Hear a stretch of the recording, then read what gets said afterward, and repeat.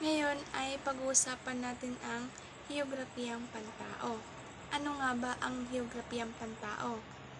Ang heograpiyang pantao o human geography ay isang mahalagang sangay ng heograpiya na naglalayong unawain ang relasyon ng tao at ng kanyang kapaligiran.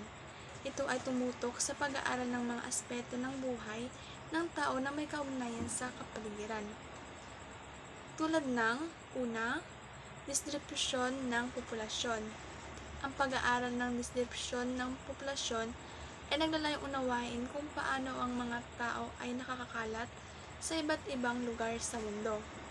Ito ay nag-aaral ng mga kadahilanan na nakakapekto sa distribusyon ng populasyon tulad ng klima, topografiya at ekonomiya.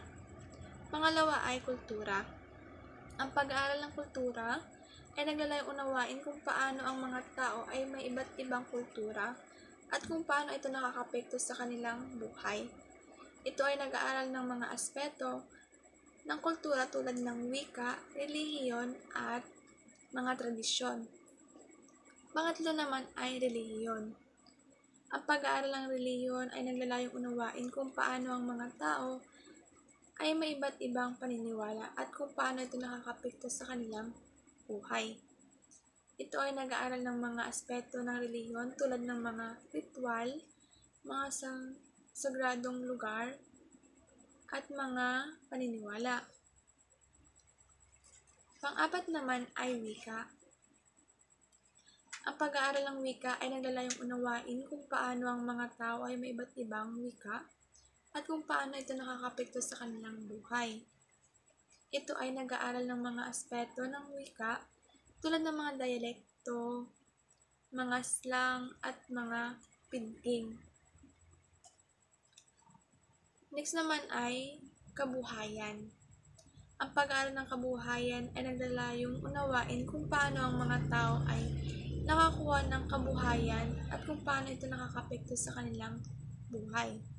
Ito ay nag-aaral ng mga aspeto ng kabuhayan tulad ng mga industriya, mga serbisyo, at mga aktibidad ng tao. So, ang heographyang pantao ay nag-aaral din ng epekto ng mga aktibidad ng tao sa kalikasan tulad ng una, urbanisasyon. Ang pag-aaral ng urbanisasyon ay naglalayong unawain kung paano ang mga tao ay naglipat ng mga lungsod at kung paano ito nakakapekto sa kanilang buhay. Pangalawa naman ay migrasyon.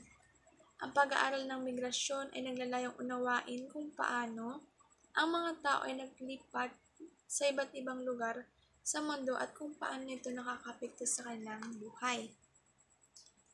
Pangatlo naman ay paggamit ng likas na yaman.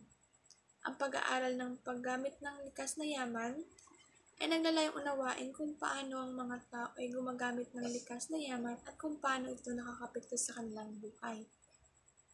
Sa pamamagitan ng pag-aaral ng heographyang pantao, makakakuha tayo ng mas malalim na unawa sa relasyon ng tao at ng kanyang kapaligiran at kung paano ito nakakapekto sa aktibidad ng tao at kung paano ang mga aktibidad ng tao ay nakakapekto sa kalikasan. Yun ang heographyang pantao human geography.